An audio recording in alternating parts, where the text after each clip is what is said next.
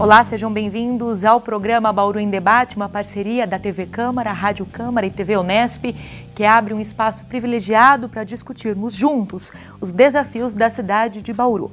Toda semana vamos receber representantes do poder público e pesquisadores para falarem sobre os principais problemas da cidade e também proporem soluções. Hoje o tema em questão são as áreas de proteção ambiental.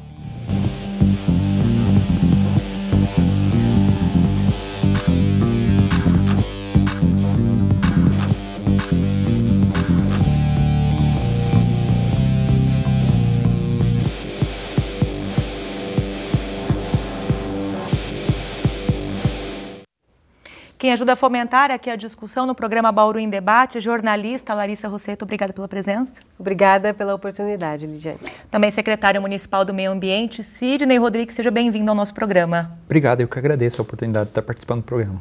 E o professor da Faculdade de Ciências da Unesp, Osmar Cavacê, também seja bem-vindo. Obrigado pela presença. Obrigado, agradeço a oportunidade. Bom, vamos lá, professor.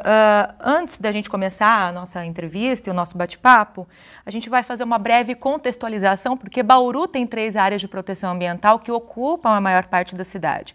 Elas foram indicadas desde o plano diretor de 96 e o texto proibia a ocupação desses locais. Em julho do ano passado, então, foi retirada essa proibição num projeto de lei do prefeito aprovado pela Câmara. E agora o município se planeja para explorar esses locais de forma sustentável. E nós vamos ouvir o que representantes de vários segmentos pensam desse processo. 2/3 do território da cidade estão dentro de APAs, áreas de proteção ambiental. São 3 unidades. A APA da Água Parada, a maior delas, que abrange sozinha cerca de 52% do município e que fica mais ao norte.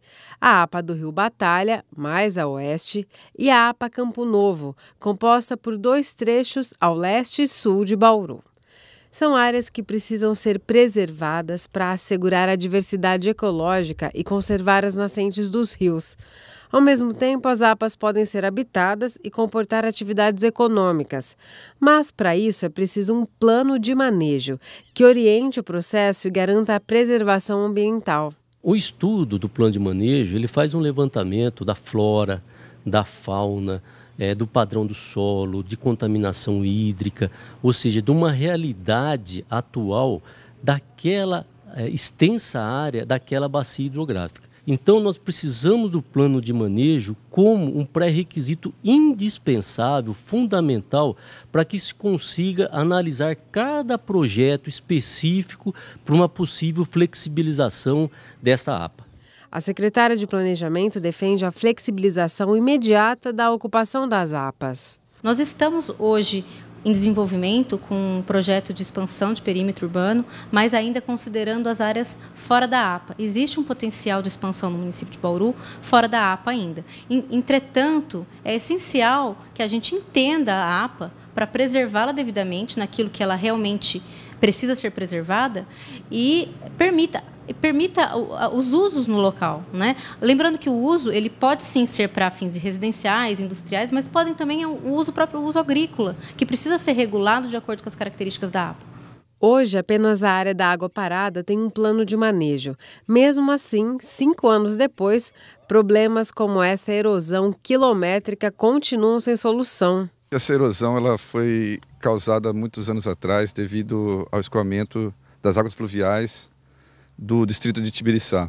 Então, numa ocasião que nem se falava em plano de manejo, não se falava em áreas de drenagem, em áreas de proteção, acaba acarretando um problema hoje irreversível. É preciso formar o conselho gestor de cada APA. O órgão de caráter consultivo reúne representantes que já atuam ou residem nas áreas. São esses membros que vão ajudar a avaliar os planos de manejo e definir as atividades adequadas para os locais em questão. Enquanto não se tem uma definição sobre como as APAs podem ser ocupadas, a vereadora Chiara Ranieri encabeça um grupo de parlamentares que pede a liberação de alvarás provisórios para empreendimentos que já estão instalados na zona rural. O que a gente não pode aceitar é que numa cidade como Bauru, que tem, por exemplo, uma fazenda que produz o avocado, exportação nacional, o maior produtor nacional, tem a sua atividade restrita, não possa ser ampliada por falta de documentação que deve ser expedida pela prefeitura, em função de estar localizada numa área de proteção ambiental, no caso a água parada, e que se depara com uma situação a hora que precisa dessa documentação, porque sequer sabia que aquela área pertencia à APA da água parada. Bom, a gente aproveita, então, essa reportagem e faz uma pergunta já para o professor e também para o secretário. Gostaria que o professor respondesse primeiro. O que se entende, tecnicamente, por ocupação sustentável? Bom, no caso da APA, a APA ela é uma unidade de conservação definida pelo SNUC, que é o Sistema Nacional de Unidades de Conservação. O SNUC define 2 tipos básicos de unidade de conservação. Aquelas de uso restrito, como as reservas, por exemplo, onde você não permite a entrada de nenhuma outra atividade, a não ser protegê-la contra qualquer agente de degradação. E existem as unidades de uso sustentável, que é a pergunta que você fez. A APA se enquadra nesse segundo grupo. É uma unidade, a área de proteção ambiental, que é de uso sustentável. Então, na realidade, a APA, em especial como unidade de uso sustentável, ela permite, quer dizer, a ocupação, sim, mantém já os seus habitantes com as atividades que vem desenvolvendo. O que a APA faz é disciplinar aquele uso. Porque se a APA foi criada, há um motivo para isso. E se nós prestarmos atenção nas 3 APAs de Bauru, elas referem-se a nomes de rios, que é o Rio Batalha, que é o Água Parada, e o Campo Novo Vargem Limpa. Vargem Limpa é aquele rio que nasce dentro da Unesp e flui ali pelo Jardim Botânico. Por que essas APAs foram criadas? Qual a principal finalidade? Acontece que o Rio Batalha hoje, por exemplo, ele fornece aproximadamente 40% da água para Bauru, água de superfície, o resto é água de aquíferos. A Vargem Limpa, até a década de 50, era o único fornecedor de água para Bauru. Ele fornecia água para Bauru. Foi desativada a estação de captação. E por sinal, justamente por conta de um problema, um desequilíbrio ecológico, por um processo erosivo. Preservação. Não, já havia sido transferido para o Batalha, mas existiam as instalações ainda. E o Vargem Limpa é uma alternativa. O Vargem Limpa, não, desculpe-me, o Água Parada, no caso de nós termos problemas de abastecimento no futuro. Acontece que a água hoje é um elemento necessário, nós não conseguimos sobreviver 3 dias sem água. Então, criar APAs em Bauru é pensar principalmente nas reservas de água. Como se delimita essas unidades? É pela área de interferência nessas bacias. Então, as bacias desses rios é que definem esses limites das APAs. Então, o uso sustentável, ele prevê a ocupação, mantém a posse do terreno, ele apenas deve ocorrer mediante uma comprovação de que ali não se instale uma atividade que comprometa a finalidade pela qual a APA foi criada. Sidney, quer comentar? Bom, como o professor mesmo comentou, a intenção da revisão, sim, principalmente da APA, Água Parada, seria...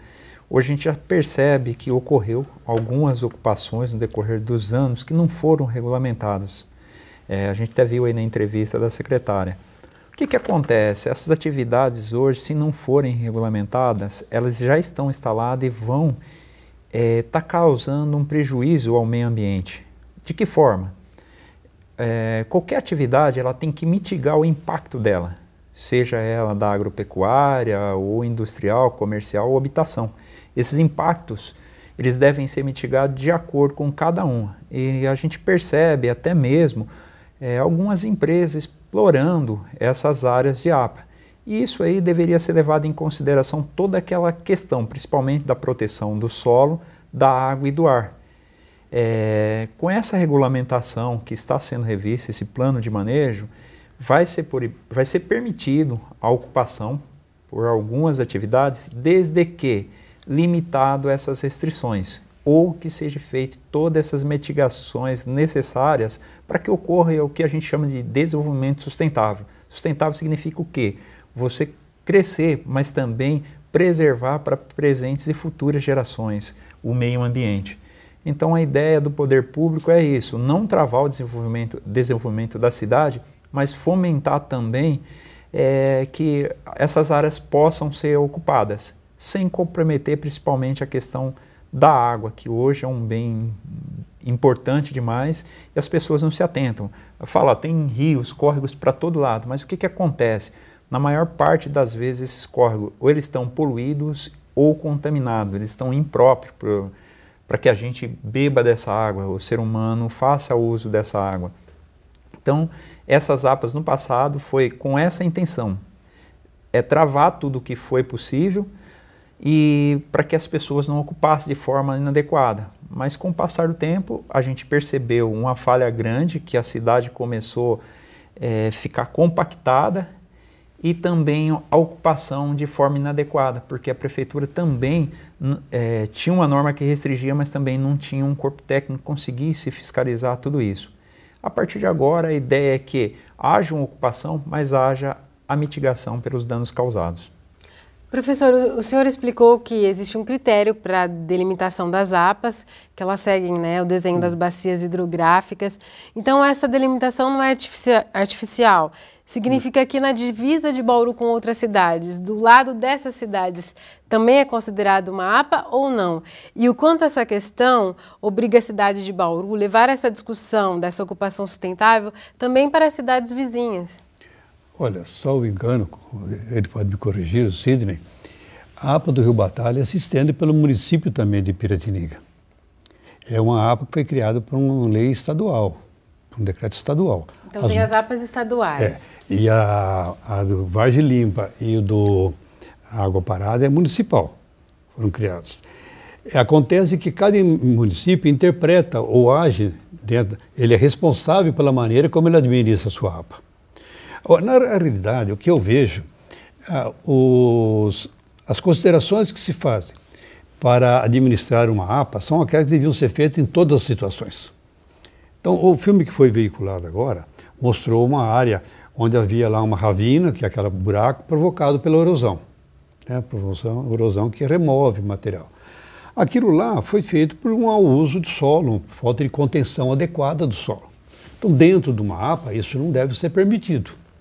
Só está como exemplo. Mas esse tipo de proteção do solo deveria acontecer em todas as situações, independente de ser APA. Né?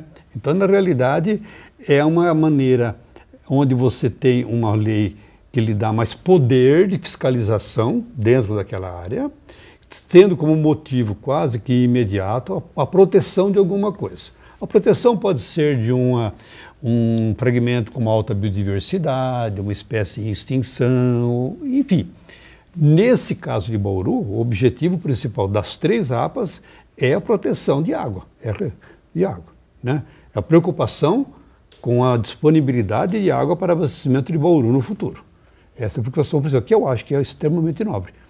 Então é claro que as ações da realizada, até estranhei quando alguém fez referência a uma indústria que parece que tem um cuidado muito grande com o solo, o abastecimento, e não sei que tipo de defensiva agrícola usa ou não sei se esse é o caso, né?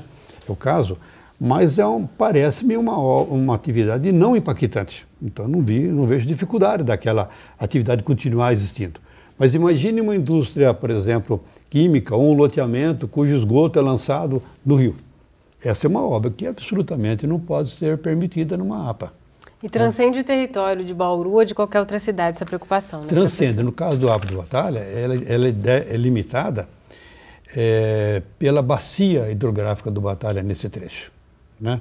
Pela bacia hidrográfica, quer dizer, há as áreas de limite de bacia, né? Os limites de bacias hidrográficas, e geralmente naquela calha, né? Assim, que os cuidados devem ser tomados, né? E a delimitação se faz justamente ali. Obrigada, professora. A gente volta, então, vai para um rápido intervalo. Na sequência, vamos falar essencialmente da APA do Água Parada, a única que tinha um plano de manejo, mas que está sendo revisado. A gente volta já.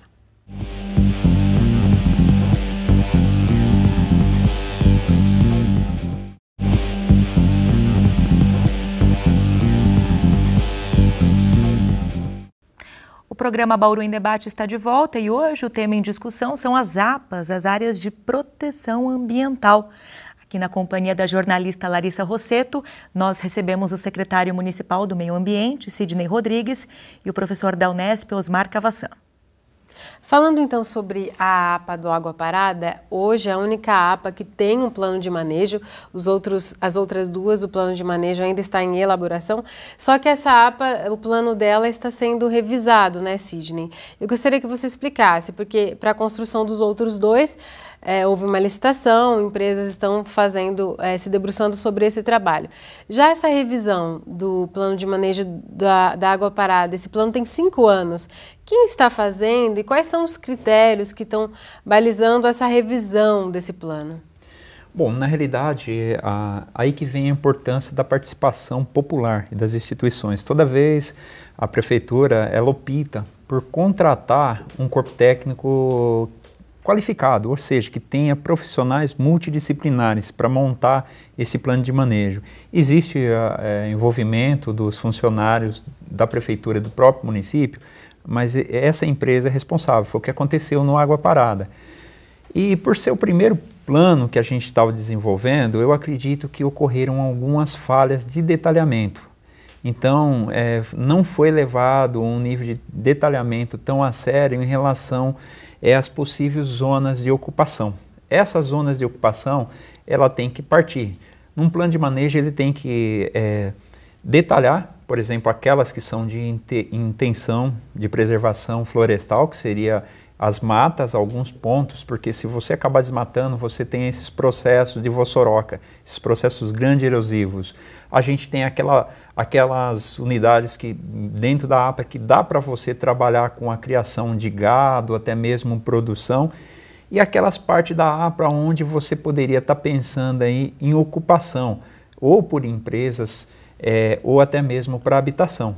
Nesse caso, a revisão está sendo feita por funcionários do município, até porque nós já temos um histórico bem grande dessa APA. O que consiste, quais são as áreas de maior questão assim, de preservação ambiental para o município que tem que ser protegida. Então essas áreas foram detalhadas, a intenção agora seria ver aquelas que podem ser ocupadas. Então, como esses servidores de carreira, essa equipe que é formada por arquiteto, engenheiro agrônomo, a gente tem um zootecnista, temos diversos agentes trabalhando nesse plano. Então, está sendo feita essa revisão. A partir desse momento, eles estão revisando todo o relatório, onde descreveu cada ação dentro do plano, fazendo uma proposta. E a partir daí, o outro corpo técnico, em cima desse relatório, na CEPLAN, está desenhando no mapa quais vão ser as atividades que vão ser permitidas e o que essas atividades têm que obedecer caso seja aprovada a ocupação dessas áreas, que é a proposta. Dentro desse plano de manejo, a gente fala muito plano de manejo, mas seria, como você falou, um diagnóstico, um inventário aí da situação das áreas de proteção ambiental. A gente tem dentro das informações técnicas, questão de relevo, vegetação, a presença das espécies animais. Seria esse o caminho? Seria esse o caminho. A gente tem que pensar, sim, na preservação dessa APA, mas levando em consideração principalmente a questão dos animais silvestres, a vegetação, o relevo, porque não dá para você, principalmente o solo de Bauru, o solo é arenoso, dependendo do fundo de vale que você fizer uma liberação para uma construção, você pode ter processos erosivos que vai acabar trazendo um impacto negativo ao meio ambiente. Então toda essa questão tem que ser levado em consideração para a ocupação dessas áreas. Até por isso que nós tomamos a decisão de não contratar a revisão. A gente já tem um corpo técnico bem qualificado para fazer essa revisão e para sair apresentar para as instituições através de audiências públicas. Agora, nós falamos muito sobre áreas de proteção ambiental e a gente sabe que envolve todo esse trabalho, desde o poder público, professores, pesquisadores, urbanistas. Existe o interesse do empresariado, seja da área imobiliária, enfim, seja da área industrial. Mas para a gente trazer um pouco para a população, para o cidadão comum, que não acompanha todas essas discussões, o que é que muda uma alteração numa área de APA para a vida de um morador da cidade de Bauru? Olha, na realidade, o que vai mudar, vamos pensar no morador, um habitante hoje que vive na área urbana. O que vai mudar? Hoje existe uma especulação imobiliária grande dentro do município. Você acabou ficando compacto e se você não tem oferta, o valor do terreno ela acaba comercialmente subindo demais. E se você tem essas expansões para que haja uma facilidade de ocupação dessa área, principalmente para a questão habitacional, com certeza as pessoas vão conseguir comprar sua casa própria mais barata. Agora, pensando na área rural, os produtores vão ter que se adaptar, porque principalmente a gente percebe a falta de cuidado, principalmente com as pessoas que acabam criando gado. Onde o gado passa, acaba formando aqueles corredores. Aqueles corredores, com certeza, vai ser uma ravina, futuramente um avossoró, que é um processo erosivo. Então vão ter que ter curvas de nível, eles vão ter que estar cercando, principalmente, as faixas de APPs. APPs é uma área também de conservação restrita, próxima aos córregos, aonde não deve ter criação de animal, porque você acaba destruindo a mata beirando os córregos. Então vai acabar mexendo, sim, com a vida das pessoas que hoje já estão instaladas lá, porque muitas delas acabam não tendo cuidado, principalmente com lixo, queimando, enterrando, e quando você regulamenta tudo isso, você mexe também com o nível de cultura de cada comunidade, porque a gente tem várias comunidades com culturas diferentes inseridas dentro dessas APAs. Se a gente pensar essa APA do Água Parada, né, professor, que é a única que tem o plano de manejo, que agora está sendo revisado, ela fica naquela região onde está inserido o aeroporto, o sistema penitenciário, a fazenda produtora do avocado, que a gente viu na reportagem. Então, ela já tem um perfil de ocupação desse local. Ao mesmo tempo, ela tem um afluente importante do Rio Batalha, né, que o professor explicou que a grande preocupação é a preservação dos rios. Esses planos de manejo, principalmente esse que estamos tratando agora, que está sendo revisado, eles têm que levar em conta esse perfil de ocupação, mas também essa preocupação com a preservação. Essa tem também remanescentes de Mata Atlântica, não é, professor? Eu acho que é importante nós fazermos uma pergunta inicial no processo de plano de manejo. Eu vou fazer esse plano de manejo para quê? O que tem de mais importante nessa área é o homem que vive lá. Então o homem ele pode beneficiar-se dessa APA direta ou indiretamente. Indiretamente por ele ter a água disponível no futuro, que é uma preocupação que justificou a criação da APA. Mas o homem que vive lá, ele tem uma história de família, ele tem uma cultura, ele tem, enfim, ele acredita naquilo que ele fez, naquilo que ele faz lá dentro, e talvez a gente tenha até a ensinar a nós uma maneira mais adequada de trabalhar, de viver dentro daquela APA. Então, eu acho que o plano de manejo ele deve incluir, faz parte de qualquer protocolo de plano de manejo, o trabalho justamente com as comunidades que lá vivem. Porque nós não podemos determinar, em um momento, definir uma técnica, um procedimento técnico, pensando na proteção do solo ou das matas, se isso de alguma maneira vai criar uma restrição da qualidade de vida de quem vive lá. Essa é a prioridade 1. Então, manter essa qualidade de vida, esse respeito à história de quem vive e, junto, tê-los como parceiro nesses procedimentos técnicos.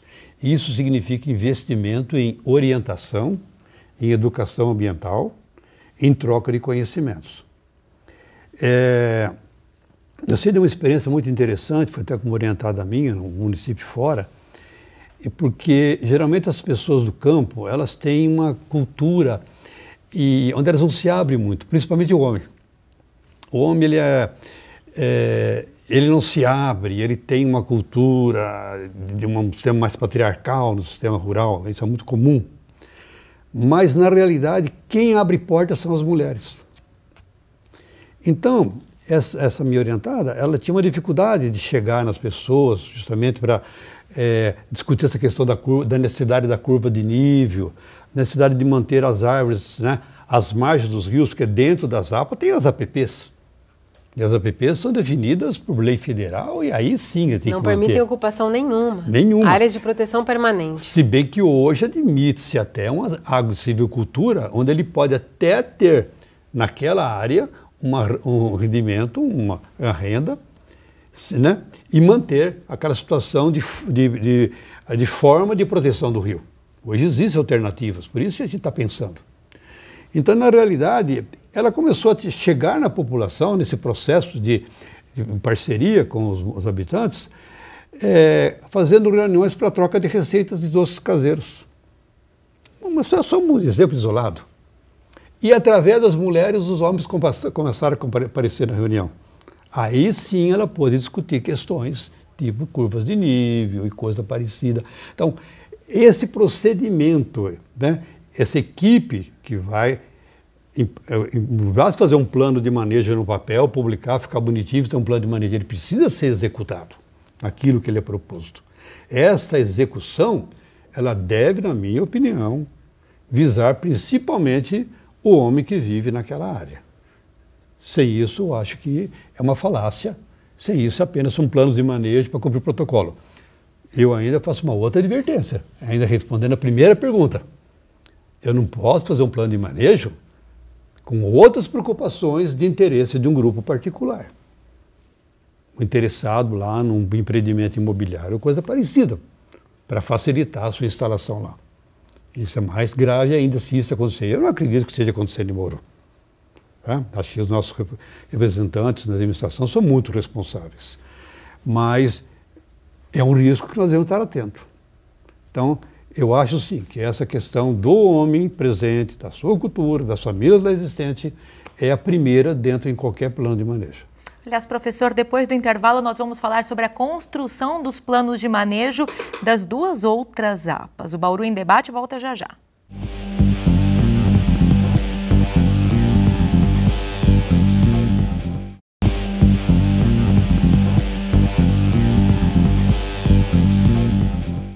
O programa Bauru em Debate está de volta e hoje a gente discute a necessidade de preservação das áreas de proteção ambiental e os limites de ocupação desses locais.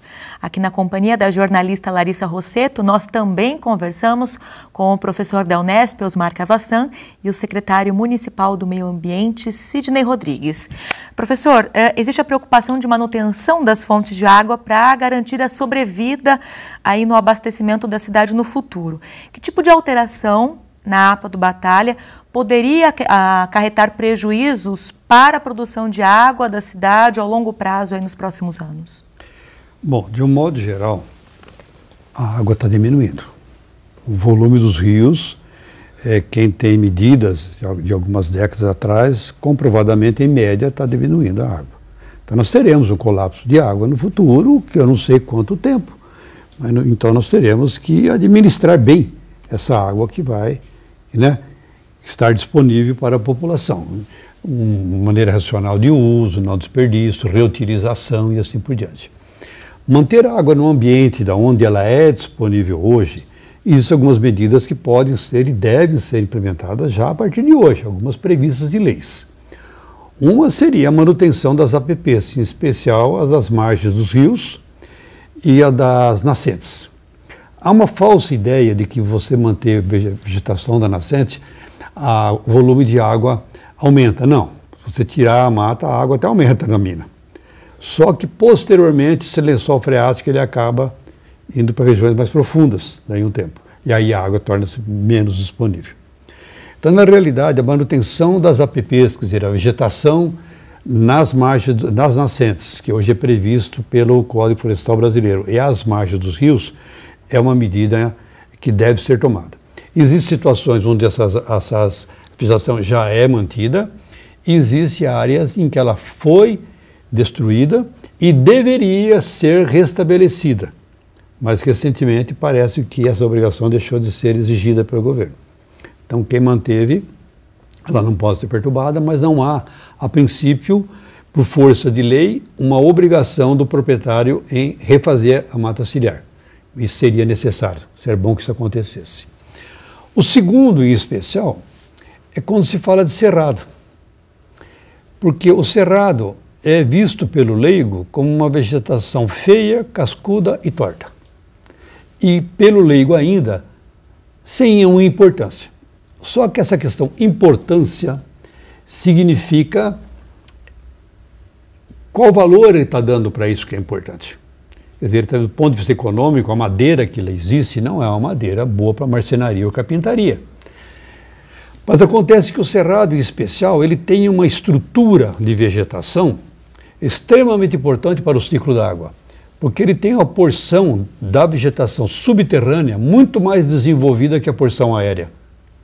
Então, quando chove, por exemplo, numa região, se a região tem, por exemplo, não tem vegetação nenhuma nativa, a água escoa pela superfície, remove a partícula, deposita isso nos vales onde tem rios, assoreia esses rios, compromete a qualidade da água e a disponibilidade de água. Isso é ruim. Mantemos a vegetação nativa, floresta.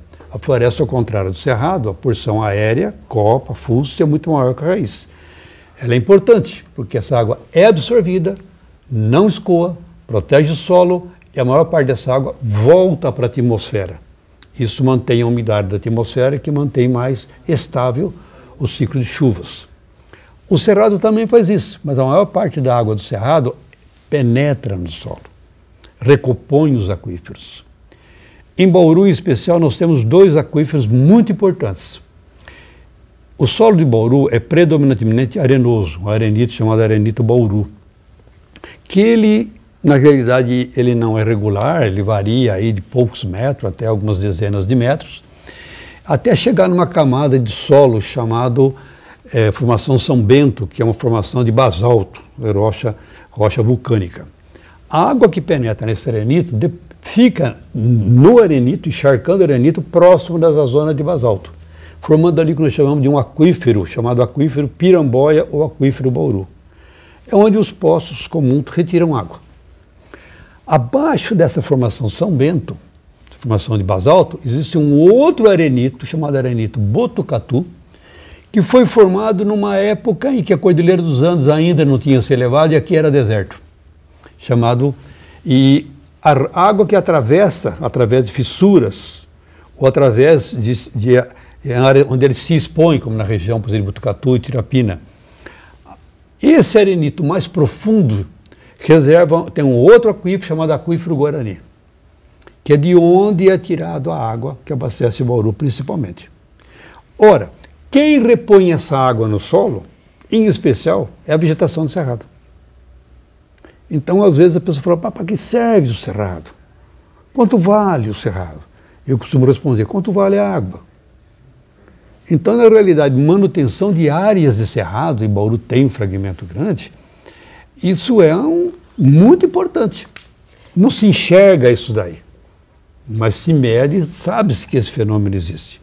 Então, manutenção das áreas ciliares, nas nascentes, nas margens, manutenção da vegetação nativa. É claro que precisamos também desenvolver, produzir, mas manter reservas desses mosaicos é uma maneira de repor a água no solo e assim prolongar a disponibilidade dessa água. Pensando nessas questões, Sidney, que o professor colocou, falando ainda da APA do Batalha, que comporta o rio Batalha, que abastece quase metade da população. E justamente nessa APA, nesse local, se travam grandes batalhas ali por ocupação residencial, desde loteamentos de alto padrão, ocupação irregular, que já existe. Então é um desafio trabalhar com esses dois lados, essa necessidade urgente que o professor falou de se preservar essas áreas, mas também essa pressão por ocupação residencial. O plano de manejo deve prever isso? Como que ele vai lidar com essas duas questões? Então, deve prever. É o que me preocupa hoje. Por exemplo, o plano de manejo, hoje nós temos, pensando na APA do Batalha, são 2 APAs, tem a legislação estadual e a municipal. A gente percebe, por exemplo, que a cidade vizinha nossa, Piratininga, construiu alguns condomínios de luxo, próximo ao Rio Batalha. E Bauru já não permite isso aí. Não deve permitir, nem o nosso vizinho, porque o que acontece? Todo o dano que a gente causa, a montante desses córregos vai sobrar para quem? É para quem está na jusante, ou seja, na parte baixa dos córregos. E a gente percebe que Bauru ele fez toda essa restrição para a construção de uma forma adequada, enquanto o nosso vizinho levou isso em consideração. Só que pelo outro lado, nós temos essas ocupações. Na minha opinião, a gente deve sim fazer essas ocupações. O plano ele tem que prever esses parques lineares, onde são as partes mais baixas, se possível, para que essa água de chuva venha infiltrar no solo, até porque se você não tem área permeável, você vai ter uma falta d'água. 65% da nossa captação de água são de poços subterrâneos. Então, captação subterrânea. E se a gente não tiver esses cuidados agora, no momento da revisão ou de elaboração desses planos de APA, vai faltar recurso natural, que é o bem mais importante, que é a água para o futuro. Bom, a gente continua falando então sobre a necessidade desses planos de manejo, principalmente num cenário em que proprietários pedem indenizações milionárias à prefeitura por conta de restrições ambientais. A gente faz mais um rápido intervalo, volta já já, não sai daí.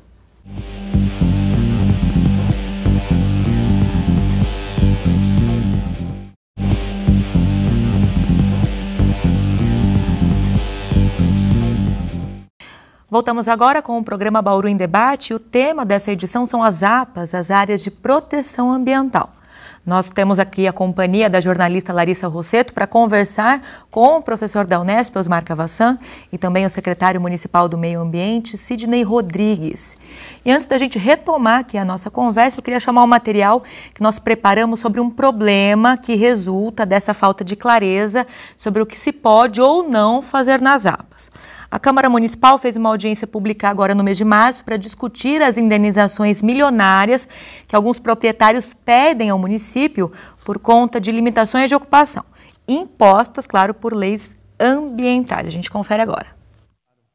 O corpo jurídico da Prefeitura relatou 5 ações de proprietários que pedem indenização ao município por causa de limitações na ocupação do solo devido a leis ambientais. Juntas, elas somam 128 milhões de reais. Durante o encontro, o secretário municipal de Negócios Jurídicos argumentou que algumas dessas ações existem por um erro de interpretação da lei estadual que estabelece as áreas de proteção ambiental.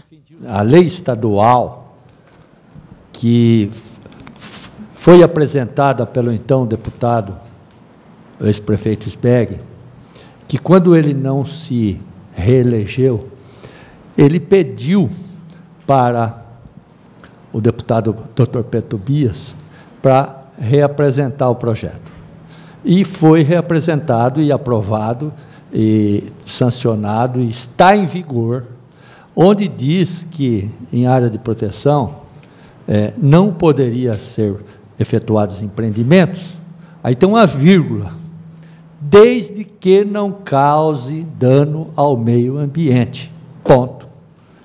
Isso indica que, se a pessoa quiser fazer um empreendimento e ela demonstrar que não vai causar dano ao meio ambiente, ela pode fazer, mas desvirtuaram tudo, e então temos aí essas indenizações que, com o plano de manejo, vai acabar. Por causa da repercussão negativa desses processos milionários, a Prefeitura preparou um vídeo justificando que nem todas essas ações têm relação com restrições das áreas de proteção ambiental. A indenização mais cara, no valor de 78 milhões de reais, envolve a criação de um condomínio de luxo há 20 anos. A divergência é em relação à reserva de uma área ambiental concedida ao município. Em outra ação, a cidade foi condenada a pagar 30 milhões de reais aos proprietários da floresta urbana, por causa de uma restrição dada pelo Plano Diretor de 1996, que impedia a derrubada de árvores do cerrado, mas o município ainda tenta reverter. A única ação relacionada a restrições de áreas de proteção ambiental foi ganha pela Prefeitura no valor de 14 milhões de reais.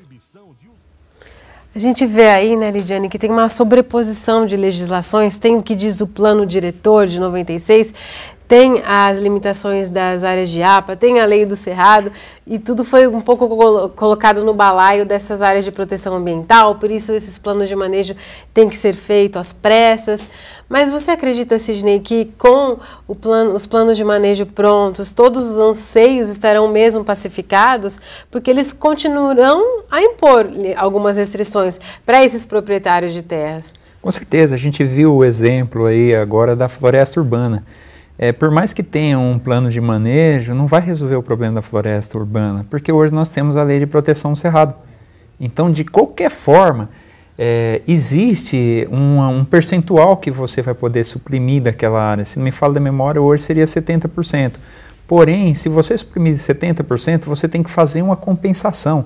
Tem espécies aí que para você compensar, você tem que pagar até 25 outras espécies por uma suprimida.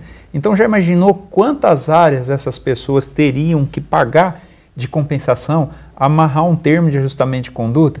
E, na realidade, o que nós temos hoje é uma pressão empresarial por parte de alguns setores que pretendem ocupar essas áreas. E pelo outro lado, as pessoas que entendem, que somos nós da parte ambiental, que sabemos que do jeito que está a ocupação desenfreada, não pode. Então a gente tem que pôr um limite.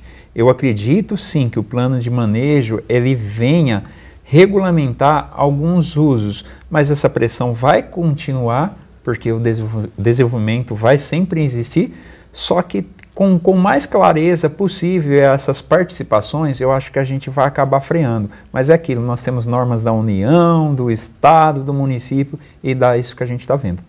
Agora, professor, embora exista toda essa legislação reguladora em cima da ocupação ambiental, da ocupação nas áreas que são APAs, não é pequeno o número de notícias de áreas que são alvo de desmatamento de forma irregular aqui na cidade. A punição para crime ambiental é muito branda? A senhora acredita que isso merece ser rediscutido? Eu acho que sim. Acontece que a fiscalização hoje e os órgãos que regulamentam, né, o desmatamento, a ocupação, primeiro que nós temos uma diversidade muito grande de órgãos. Então, quem fiscaliza hoje? A Polícia Ambiental Estadual, que geralmente ela fiscaliza mediante uma denúncia, né? Porque a quantidade de eventos é bastante grande.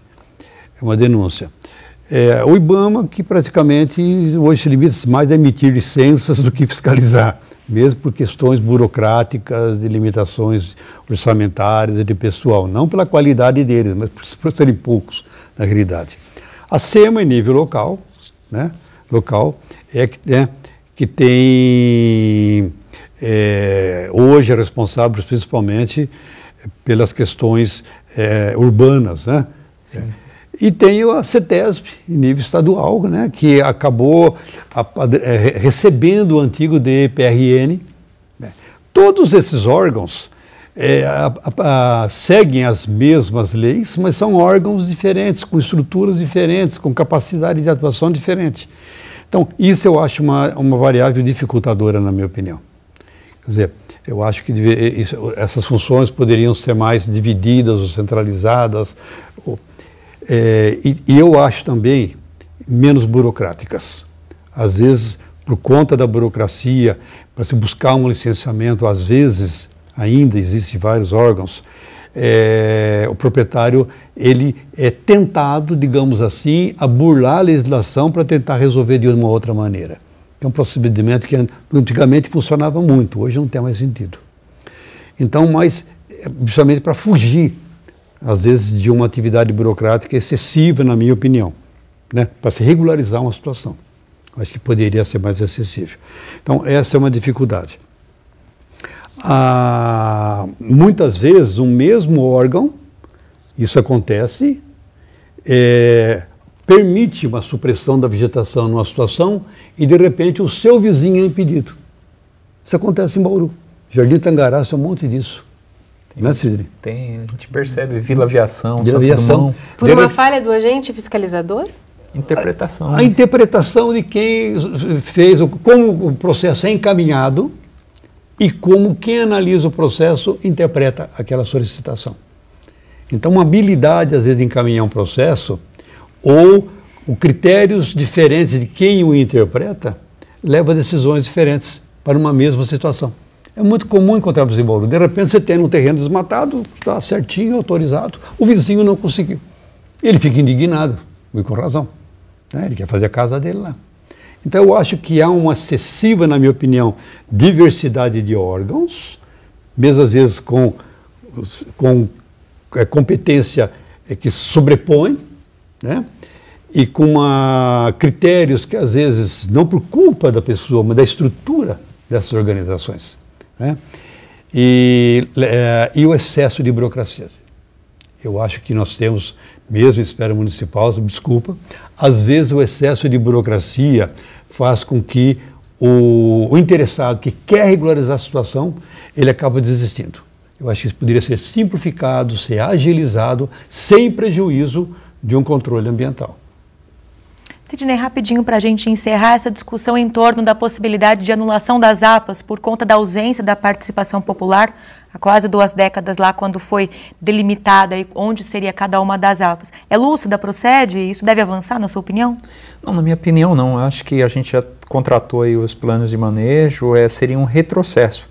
Se a gente, lá atrás foi feito isso, como o professor já disse, tinha um objetivo. O objetivo era proteger os mananciais.